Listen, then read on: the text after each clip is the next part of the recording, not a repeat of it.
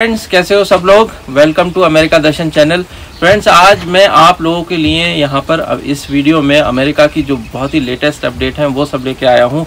इसमें मैं वीडियो में बात करूँगा आज इमिग्रेशन के बारे में, यहाँ पर इमिग्रेशन के क्या हाल है, जो मोस्ट इम्पॉर्टेंट चीज़ है वैक्सीन, उसके बारे में बात करूँगा, स्कूल्स, एजुकेशन और यहाँ पर नंबर ऑफ़ केसेस वगैरह कैसे चल रहे हैं। तो बहुत ही टू द पॉइंट बोलूँगा आपसे एंड इसलिए रिक्वेस्ट करूँगा कि ये वीडियो यार आखिर तक देखो। और जो लोग हमारे चैनल अमेरिका दर्शन पे पहली बार आए हो यार, तो चैनल को सब्सक्राइब कर लो ताकि मैं आप लोगों को आगे भी ऐसे ही अच्छे अच्छे अपडेट्स जो है यहाँ से ताज़ा देता रहूँ।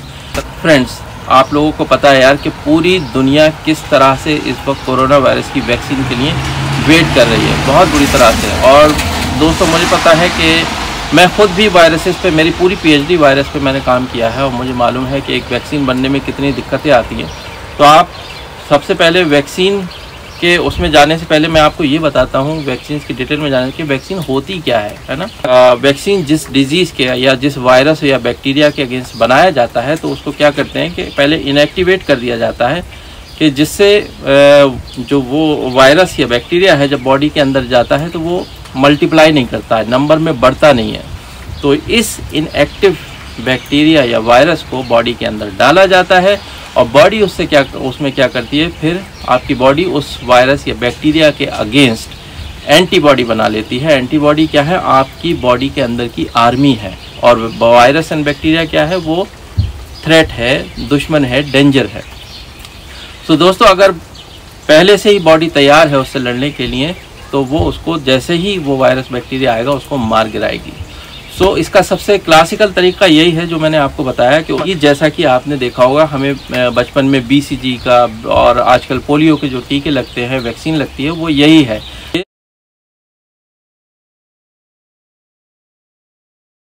रिसेंटली एक बायोटेक कंपनी ने वैक्सीन बनाने की जो पहल की थी वो उसने मंकी में एक्सपेरिमेंट किए। तो उन्होंने क्या किया कि कोरोना वायरस को केमिकल से इनएक्टिवेट करके मंकीज़ के अंदर डाला, ठीक है, ताकि उससे क्या हुआ कि मंकीज़ में डिजीज़ नहीं हुई लेकिन मंकी के अंदर एंटीबॉडीज़ बन गए।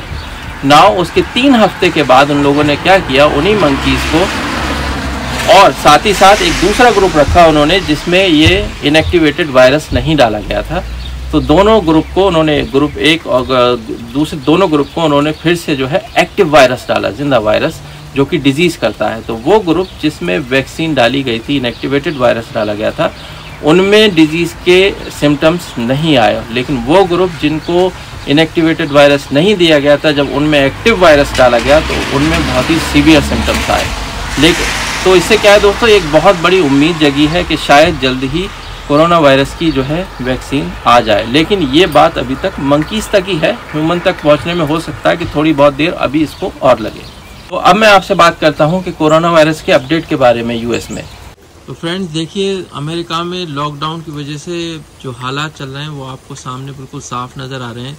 मेरे नेबरहुड में हर घर में मैंने देखा है कि 2 कारें होती हैं।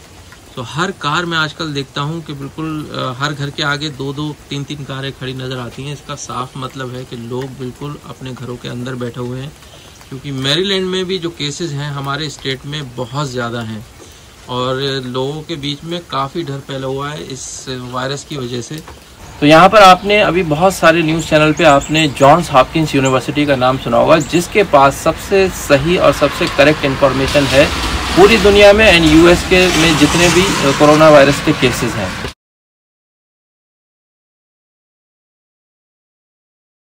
तो मैं और मेरी वाइफ, हम दोनों ही इसी यूनिवर्सिटी में काम करते हैं, क्योंकि ये जॉन्स हॉपकिंस यूनिवर्सिटी बाल्टीमोर के अंदर ही है। तो इसके अनुसार अभी लगभग 9 लाख केसेस जो है वो US में है। उसमें से 50,000 लोगों की जो है ऑलरेडी 50,000 लोग मर चुके हैं।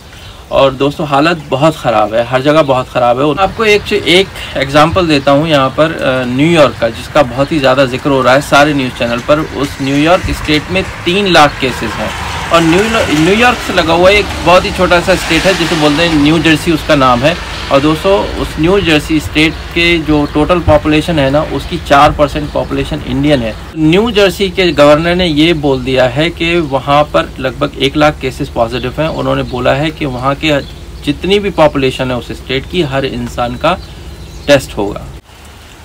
सो फ्रेंड्स, अभी तक यार ट्रीटमेंट के नाम पर इस बीमारी का कोई भी दवा नहीं है। हाइड्रोक्सीक्लोरोक्वीन का आपने नाम सुना होगा, रिसेंटली बहुत नाम आया था, लेकिन अभी तक कोई भी ऐसा साइंटिफिक डेटा नहीं है कि जो ये प्रूव करता हो कि ये भाई ड्रग इससे जो है कोरोना वायरस पे कोई भी इफ़ेक्ट इससे आ रहा है। अभी तक कोई ऐसा डेटा नहीं है। और साथ ही साथ बहुत सारी खबरें ऐसी आ रही हैं ना कि मतलब जिससे इतना डर लग रहा है कि उसमें खबरें ये हैं कि ज़्यादातर लोग जो अगर वेंटिलेटर पर जा रहे हैं उनमें से बहुत चंद हैं जो बच पा रहे हैं, ज़्यादातर की मौत हो जा रही है उनमें से।